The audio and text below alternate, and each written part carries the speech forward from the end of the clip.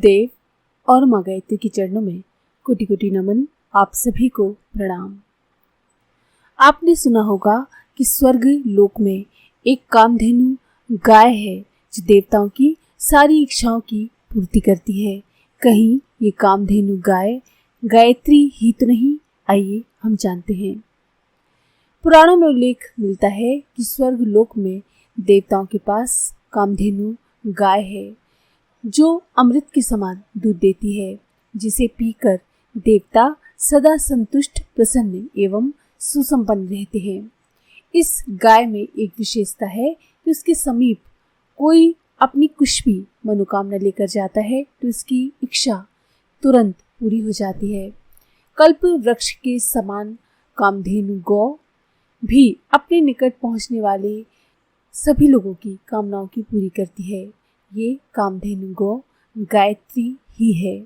इस महाशक्ति की जो देवता दिव्य स्वभाव वाला मनुष्य उपासना करता है, वो माता के स्तनों के समान आध्यात्मिक दुग्ध धारा का पान करता है।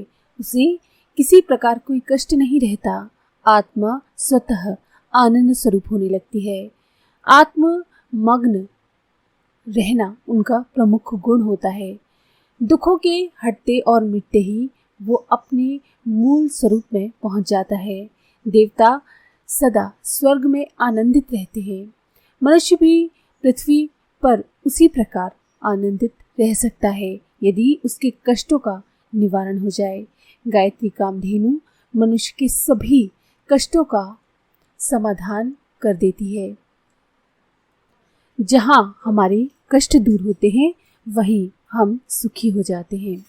गायत्री भी हमको सुखी कर देती है, हमारे कष्टों को दूर करके। वैसे कष्टों के 3 कारण होते हैं। हमारे दुखों के लिए 3 कारण जिम्मेदार होते हैं। पहला है अज्ञान, दूसरा अशक्ति और तीसरा अभाव। इन 3 कारणों को हम अपने से जितना दूर कर देंगे उतने ही हम सुखी हो जाएंगे। अज्ञान के कारण मनुष्य का दृष्टिकोण दूषित हो जाता है। वो तत्व ज्ञान से अपरिचित होने के कारण उल्टा सीधा सोचने लगता है और उल्टे सीधे सोचने के कारण उल्टे सीधे काम भी करने लगता है। उसी के अनुसार उलझनों में फंसता ही जाता है और दुखों का कारण बन जाता है। धीरे धीरे वो स्वार्थी, भोगी, लोभी और अहंकारी बन जाता है। क्रोध की भावनाएं मनुष्य को कर्तव्य से च्युत कर देती है और वो दूरदर्शिता को छोड़कर वो क्षणिक, क्षुद्र और हीन बातें सोचने लगता है तथा वैसे ही काम भी करने लगता है। फलस्वरूप उसके विचार और कार्य पापमय होने लगते हैं। पापों का निश्चित परिणाम दुख ही है। इसीलिए यदि अज्ञान से हम दूर रहेंगे, लोभ, लालच, मोह, स्वार्थ, इन चीजों से जितना हम दूर रहेंगे उतने ही हम सुखी रहेंगे। इस अज्ञान को दूर करने में, सद्बुद्धि को देने में गायत्री का सबसे बड़ा हाथ होता है। दूसरी ओर अज्ञान के कारण वो अपने और दूसरों के सांसारिक गतिविधियों के मूल हेतुओं को नहीं समझ पाता। फलस्वरूप असंभव आशाएं, तृष्णाएं, कल्पनाएं किया करता है। इस उल्टे दृष्टिकोण के कारण साधारण सी बातें भी उसे दुखमय दिखाई देती हैं, जिसके कारण वो रोता है, चिल्लाता है। प्रिय जनों की मृत्यु हो जाए, परिस्थितियों का उतार चढ़ाव आ जाए, अलग अलग सभी की रुचियां हो जाएं, ये बातें स्वाभाविक हैं। पर अज्ञानी सोचता है कि मैं जो सोचता हूँ वही हो। प्रतिकूल बात, बुरी बात मेरे सामने ही ना आए। इस असंभव आशा के विपरीत घटनाएं जब घटित होती हैं तब वो रोता है, चिल्लाता है।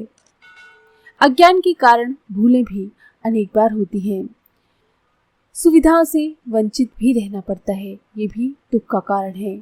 इस प्रकार अनेक दुख मनुष्य को अज्ञान के कारण ही प्राप्त होते हैं। इस अज्ञान को दूर करने में गायत्री मंत्र सबसे महत्वपूर्ण भूमिका निभाता है, क्योंकि वो आपको सद्बुद्धि प्रदान करता है, आपके ज्ञान को बढ़ाता है, स्वार्थ, लोभ, मोह इन सब को दूर करता है। दूसरा दुख का कारण होता है आसक्ति का होना। आसक्ति किसे कहते हैं? आसक्ति का अर्थ है शक्ति का ना होना, निर्बलता। शारीरिक, मानसिक, सामाजिक, बौद्धिक, आत्मिक निर्बलता के कारण मनुष्य अपने स्वाभाविक जन्म सिद्ध अधिकारों को भार समझकर अपने कंधों पर उठाने में समर्थ नहीं होता। फलस्वरूप उसे इनसे वंचित रहना पड़ता है। स्वास्थ्य खराब हो, बीमारी ने घेर रखा हो तो स्वादिष्ट भोजन भी अच्छा नहीं लगता, मधुर गीत भी अच्छे नहीं लगते। उसके लिए ये सब निरर्थक होता है। धन दौलत का कोई कहने लायक सुख भी उसे नहीं मिलता।